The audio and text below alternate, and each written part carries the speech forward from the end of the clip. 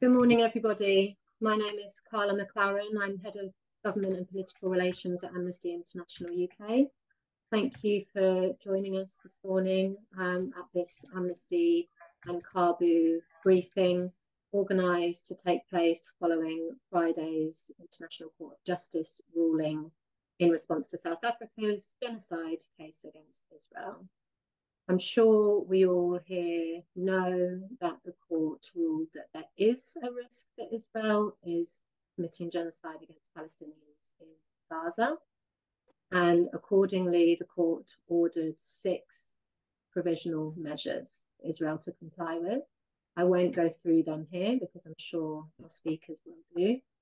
But I'm sure we will also want to discuss the UK's response, and I will abuse my chair slightly to say how abysmal and contradictory that response has been, followed shortly afterwards, as I'm sure again we will know, by the UK's announcement, along with several other states, that it will pause new funding for UNRWA, the UN Palestinian Relief Agency, in response to the allegations that 12 of UNRWA's 30,000 staff body were involved in the 7th of October attacks. Those attacks obviously involved war crimes, and anybody involved in those attacks should be held to account and held to justice. The 12 people in question have, of course, been sacked, and an investigation at UNRWA is ongoing. So this morning we've got 2 excellent speakers. We're going to start with Francesca Albanese, who is the UN Special Rapporteur on the situation of human rights in the Occupied Palestinian Territories. Francesca can be with us until 11:30, so she'll speak for 10 minutes or so, and then there'll be time for questions to Francesca. Feel free to put questions in the chat, or you can raise your hand when we get there. And then at 11:30, when I believe Francesca needs to leave us, we'll be joined by Chris Gunness, who is a former UNRWA spokesperson. So the first half of the meeting will be talking more about the situation in Gaza and the ICJ ruling. And then for the second half, we'll talk more about UNRWA and the pause in funding.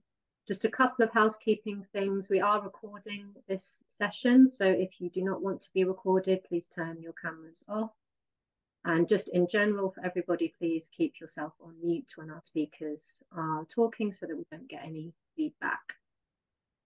So without further ado, I'll hand over to Francesca. Francesca's been the Special Rapporteur since May 22. I'll hand over to you now. Thank you so much for joining us, Francesca. Thank you, Carla, and good morning, everyone. Honorable members of Parliament, I would like to start by thanking my friends at Caabu and Amnesty International for convening this important meeting. I've been asked to comment, to share with you my assessment of the ICJ, presenting the recent ICJ's interim judgment. And I will certainly do, but I would also like to place this discussion in context for those of you, I'm sure not many, who are not following what's happening in the Gaza Strip, which I concur with Carla's assessment, is abysmal as the stance of a number of Western countries, including my own and the UK, vis-a-vis this situation. So in 110 days of military operations, violent military assault that Israel launched against the Gaza Strip, nearly 26,000 people have been ascertained dead. They were killed primarily via severe, intense bombing, but also other means. There has been an increasing number of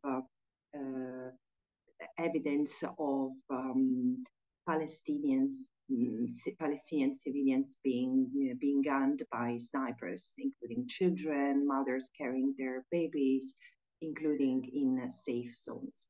So in 110 days, so not even 4 months, Israel has killed over 1% of the population in Gaza, which is absolutely unparalleled in other conflicts which have lasted much longer than this.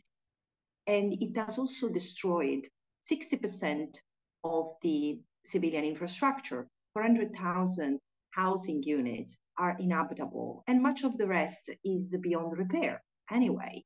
And it has this Israeli heavy bombardments using bombs that are absolutely not appropriate in crowded areas as Gaza is, have caused destruction, but hitting mosques, churches, bakeries, all the universities, all main school centers have been hit or destroyed, and hospitals.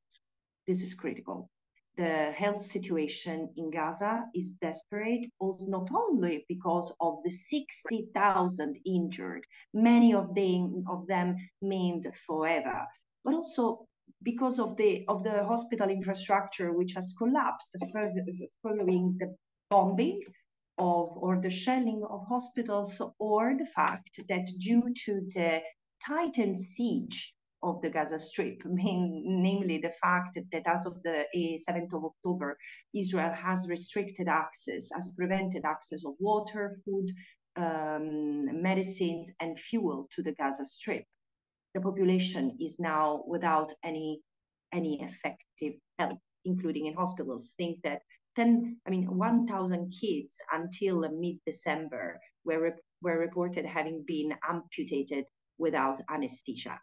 This is the situation in the Gaza Strip. And this is the situation against which South Africa decided to institute proceedings against Israel for violations of the Convention on Genocide at the ICJ, the International Court of Justice, which has treated this case with great urgency, and it held the hearings and rendered an interim judgment last Friday. The court dismissed Israel's request not to consider the case on a number of grounds, and it concluded recognizing the plausibility that Israel is committing acts that constitute genocide under the convention, and it particularly cited the killing of members of the group, recognizing that genocide is ultimately the denial of a group of the right to exist to a group of part of the group. And it was recognized, the plausibility of it, by the commission, by the high level of killing of civilians, because out of the 26,000 already ascertained killed, 70% of them are women and children. And it's likely plausible that all the men are accompanying men, part of the family. So it shouldn't be assumed that the 30% are combatants just because they are men. So the killing, the infliction of severe physical and mental harm, the creation of conditions that would make life impossible, and the prevention of birth. Because an often unnoticed data is the fact that the miscarriage and prevention of birth has increased exponentially. Only miscarriages in the past 3 months have increased of 300%. So the situation is extremely critical, and it's very important what the court concluded, and it ordered Israel on the basis of its assessment to refrain from any further act that might amount to genocide.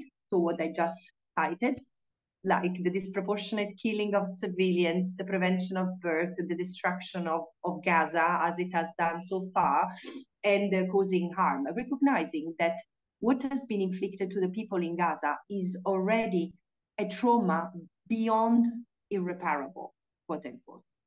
And then it ordered to prevent and punish genocidal incitement, quoting particularly high-level political figures like President Herzog, or people in chain of command like Gallant, allowing humanitarian assistance. This is a critical point for the discussion in UK, preserving evidence. And then it also ordered Israel to submit a report in 1 month detailing steps taken to implement the ruling. Now, I know that most people, I mean, in Israel and among Israel's allies, have chanted victory because the court didn't order a ceasefire.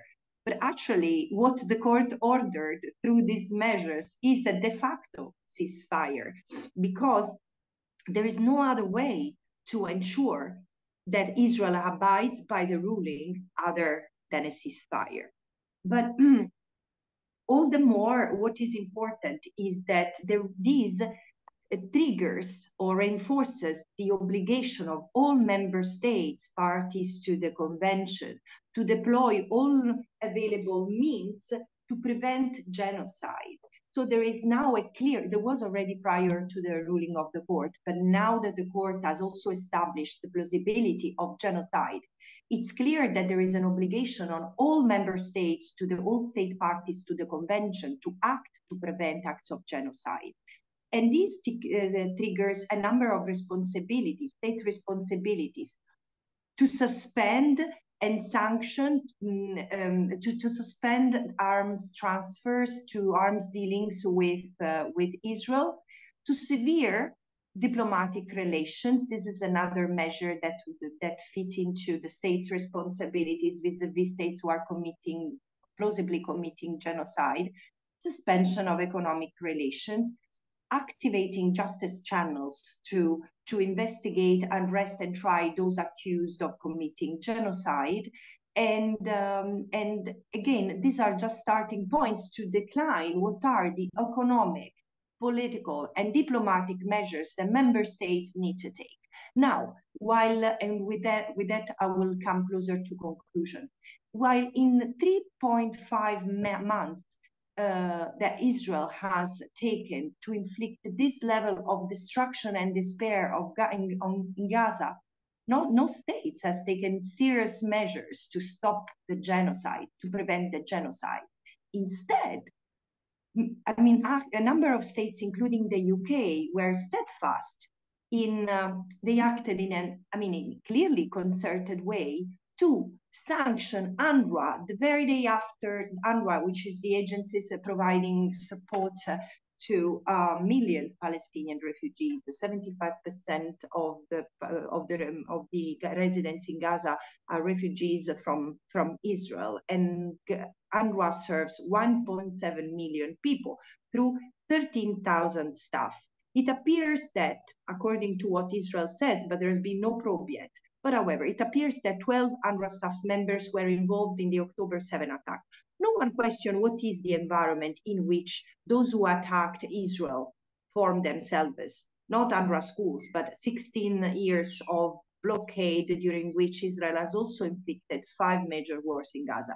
Let's forget this. What member states did was suspending funds to UNRWA, which is a lifeline for Palestinian refugees in Gaza, because saying, and this is why I want to connect this action and the possible legal implication deriving from it to the decision to the ruling of the court, because saying delivering humanitarian assistance, immediate, effective humanitarian assistance means using the structure that is in place. And UNRWA is the only agency on the ground that has the capacity to deliver aid if aid is effectively provided, because it has schools, centers, because it's sheltering 1.4 million people, and because it has its distribution centers, and because it has the capacity to help rebuild Gaza once the bombs stop falling. And so instead, destroying that infrastructure, because this is what the suspension of funds would do, can be seen, in my view, in my assessment, as a plausible complicity with the acts of genocide.